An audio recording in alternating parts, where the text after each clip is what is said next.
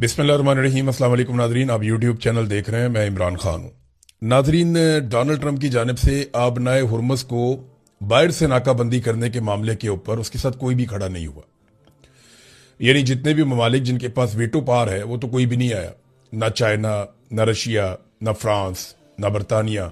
Australia भी साथ नहीं आया, जर्मनी भी नहीं आया, पोलैंड भी साथ नहीं आया, स्पेन भी साथ नहीं आया, इटली ने भी इनकार कर दिया।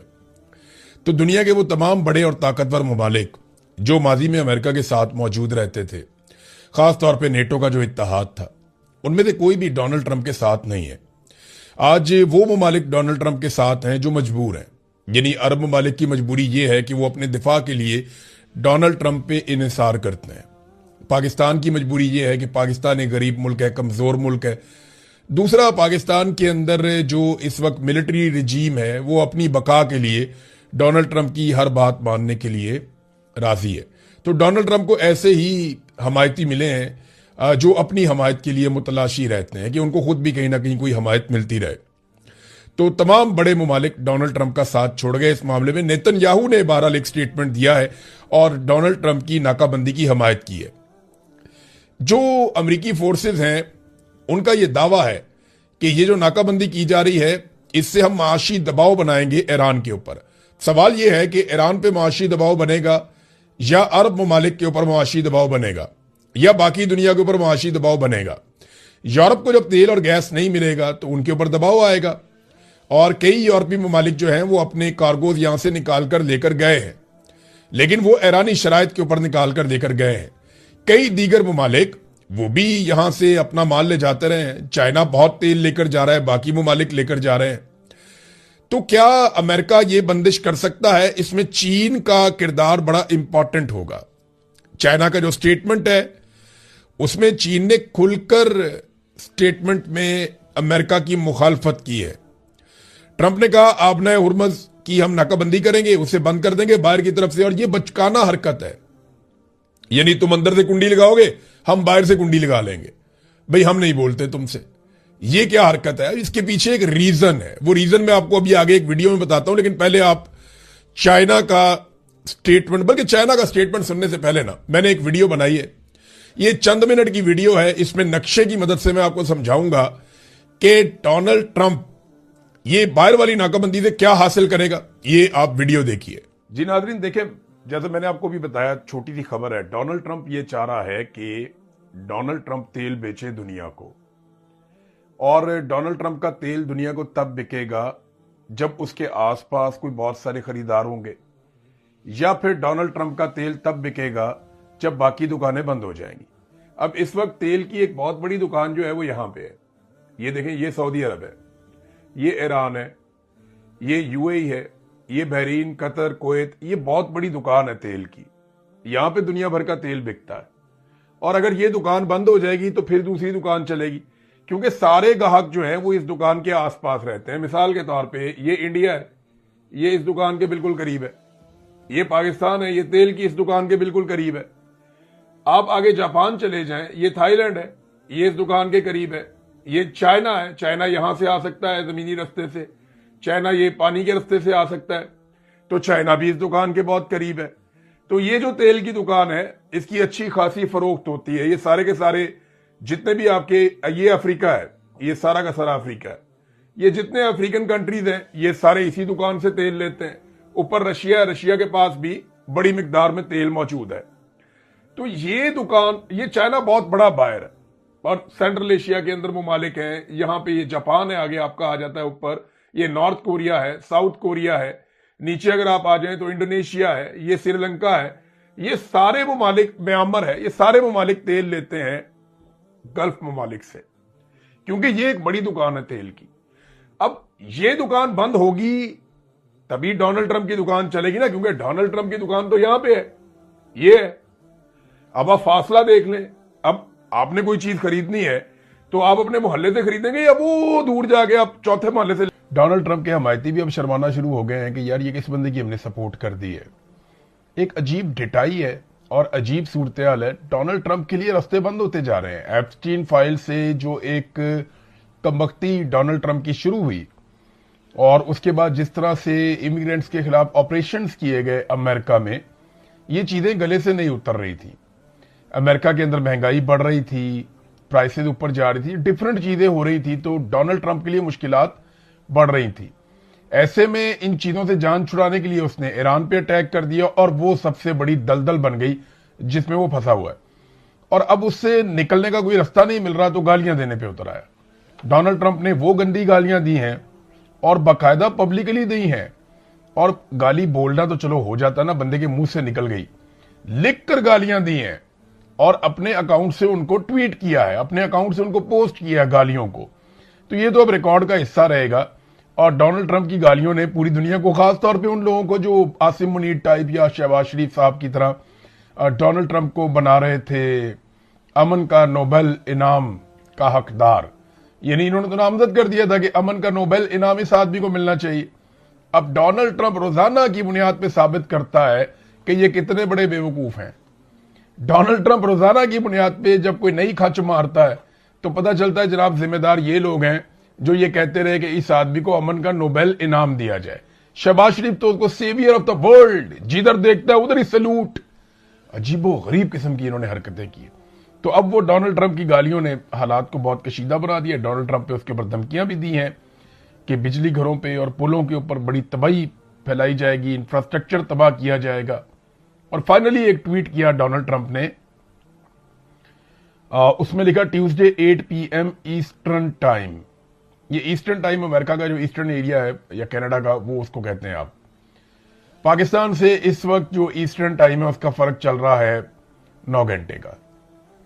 यानी उन्होंने अगर 8 बजे रात को मंगल को अटैक करने का कहा है ना, कि 8 बजे रात को मंगल को अटैक करेगा अमेरिका ईरान के ऊपर, तो उस वक्त पाकिस्तान में बुध की सुबह 5 बजे होंगे।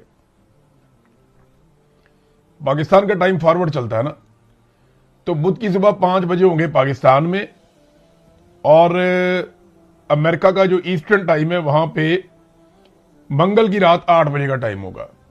तो ये डोनाल्ड ट्रंप ने टाइम भी बता दिया कि जनाब इस टाइम पे हमला किया जाएगा।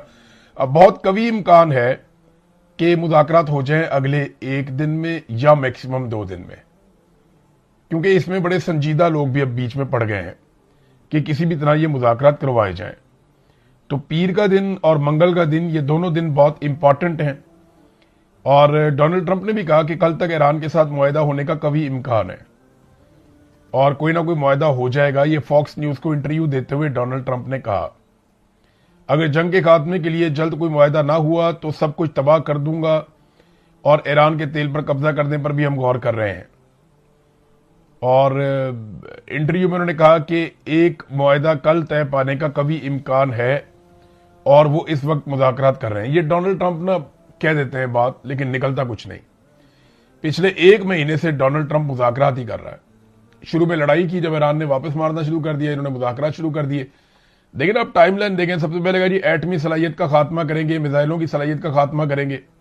ईरान ने कहा आओ जी कर लो, कुछ भी नहीं हुआ। फिर कहा जी कि अवाम से हम बगावत करवा देंगे, रिजीम चेंज हो जाएगा, वो भी ये कोशिश करके देख लिया, नहीं हुआ। बल्कि यहां एक और खबर है, डोनाल्ड ट्रंप ने एक और एतराफ किया अपने इंटरव्यू में। डोनाल्ड ट्रंप ने एक एतराफ जुर्म किया कि ईरान में होने वाले मुजाहरों में, ये जो आज से कुछ अर्सा पहले मुजाहरे हो रहे थे, उन मुजाहरों में मुजाहरीन को असलहा भी कुर्दों के जरिए से भिजवाया, लेकिन मुजाहरीन तक वो असला पहुंचा नहीं। अब आप यहां से अंदाजा करें कि दहशतगर्दी और क्या होती है कि आप अवाम के हाथों में असला पकड़ा देंगे, मारो हुकूमत को या कत्लेआम करो मुल्क के अंदर। तो डोनाल्ड ट्रंप ने यह एतराफ किया है कि उसने बाकायदा बहुत सारे हथियार कुर्दों के जरिए से, और मैं उस वक्त आपको रिपोर्ट कर रहा था, ये बात तो कुछ लोग कह रहे थे जी कि इसके अंदर ये ऐसा नहीं है, लेकिन ये अमेरिका ने कोशिश की थी कि रिजीम तब्दील हो जाए, और जो एहतजाज करने वाले लोग हैं उन तक हथियार पहुंचाने की कोशिश भी की थी।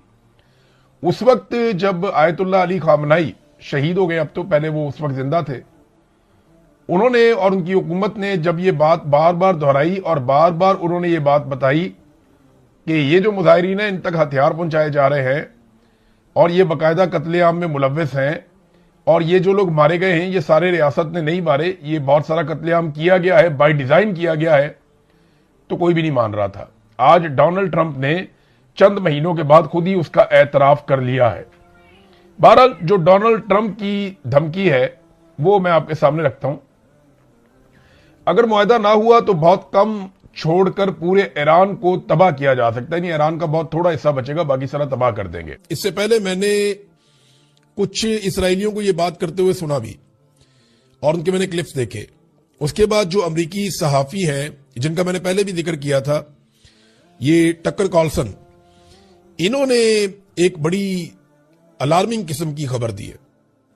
और यह खबर पहले भी मौजूद थी, लेकिन अब क्योंकि इसकी तस्दीक होती चली जा रही है तो मैं आपके साथ शेयर कर रहा हूं कि मस्जिद अक्सा को शहीद करने का मंसूबा है।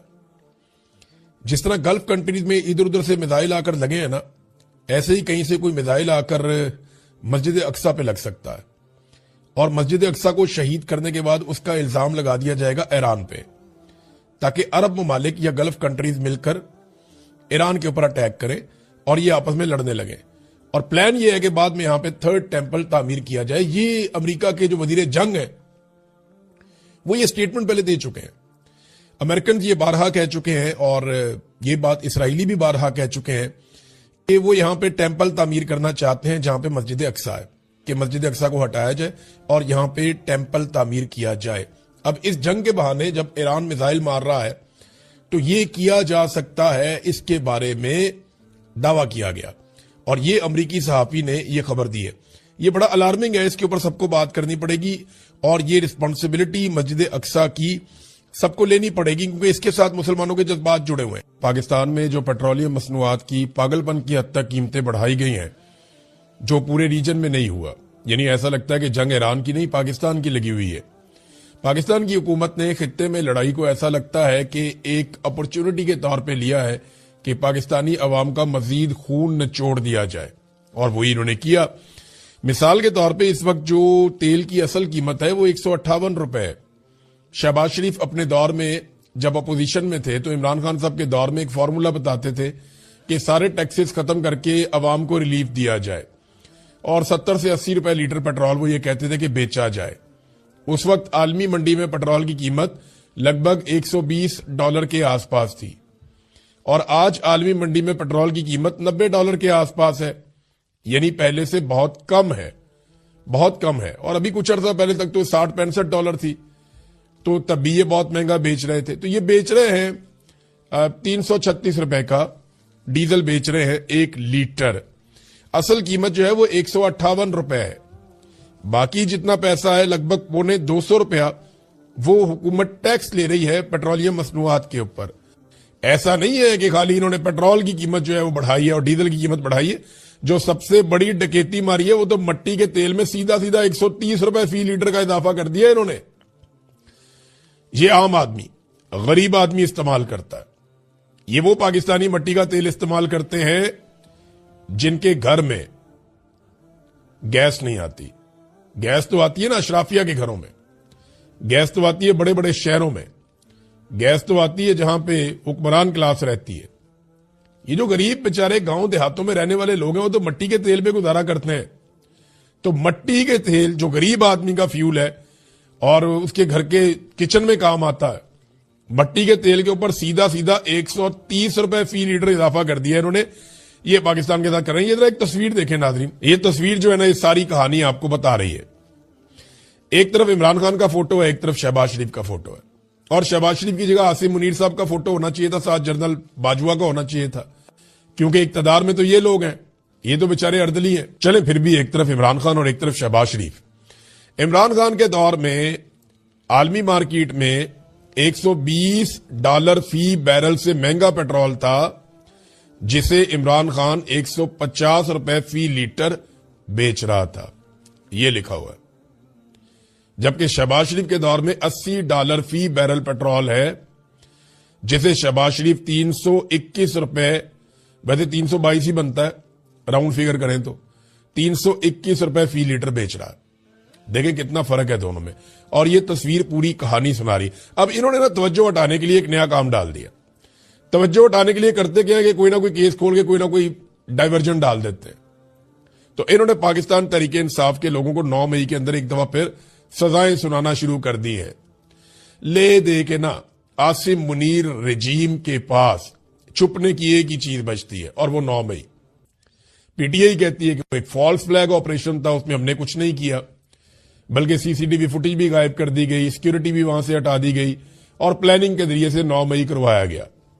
अब पीटीआई का ये कहना है कि हमारे साथ ज्यादती करते हैं, हर दफा 9 मई ले आते हैं, तो जब भी ये कुछ बुरा करते हैं या जब भी इनसे कुछ बुरा हो जाता है, ये फौरी तौर पे 9 मई के पीछे छुप जाते हैं। अब इन्होंने किया ये कि 9 मई के मुकदमात का एक मरतबा फिर फैसला सुनाना शुरू कर दिया, सजाएं सुनाना शुरू कर दी कि जनाब 9 मई के अंदर बड़ा जुल्म हुआ, ज्यादती हुई। अब ये देखें सजाएं, देखें, अब चेक करें। अदालत ने मुल्जिमान की जायदादें भी जब्त कर दी और ये कोई जीएचक्यू हमला केस है, इसमें फैसला जारी कर दिया। 47 इश्तिहारी मुल्जिमान को 10-10 साल कैद और 5-5 लाख रुपए जुर्माने की सजा दे दी गई है।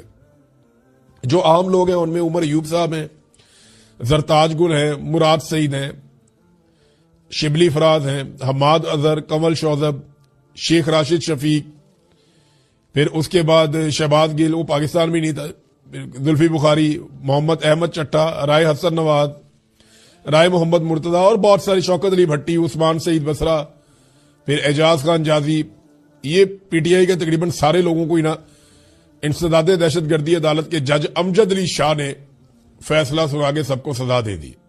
ये है 9 मई और ये है फैसला। और सुनाया क्यों गया? देखिए ना, ये डाइवर्जन लगाते हैं, तवज्जो भटकाते हैं लोगों की। ठीक है, आप 9 मई की तरफ तवज्जो दें और सोशल मीडिया पे जो एक लोगों ने तूफान खड़ा कर दिया इस अजीबोगरीब किस्म की प्राइस हाइक के ऊपर, पूरी दुनिया में ऐसा नहीं हुआ भाई। इंपैक्ट आएगा तो पूरी दुनिया पे आएगा ना। दुनिया में 2%, 3%, 5% इतना इजाफा हुआ, पाकिस्तान ने उठा के सीधा 21% इजाफा कर दिया। तो ये तो ऐसे बैठे हुए थे दाव के ऊपर कि हमारा कोई दाव लग जाए, हम कीमतें बढ़ा दें। अब नाज़रीन, आसिम मुनीर साहब गए हैं सऊदी अरब, उन्होंने जाकर मुलाकात की है सऊदी अरब के अंदर सऊदी वजीर दिफा से। मैं इस हवाले से ना पहले आपको उनका जो ट्वीट है वो पढ़ के आपको सुनाता हूं, फिर आपको बताता हूं कि एक्चुअली लगता क्या है। ये सऊदी वजीर दिफा खालिद बिन सलमान का ट्वीट है। पाकिस्तान के चीफ ऑफ आर्मी स्टाफ और chief of defence forces field marshal Asim Munir से मुलाकात हुई है। हमने मुमलिकत सऊदी अरब पर ईरानी हमलों और अपने मुश्तरका स्ट्रेटेजिक दिफाई मुआहदे के फ्रेमवर्क के तहत उन्हें रोकने के लिए जरूरी इकदाम पर तबादला ख्याल किया है।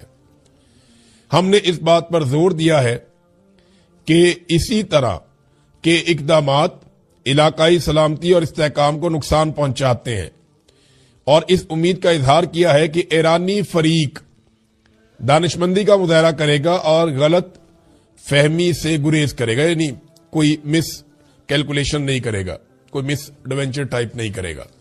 तो एक तो यह कि उन्होंने बताया कि ईरानी फरीक, यानी एक फरीक पाकिस्तान और सऊदी अरब है और दूसरा फरीक ईरान है।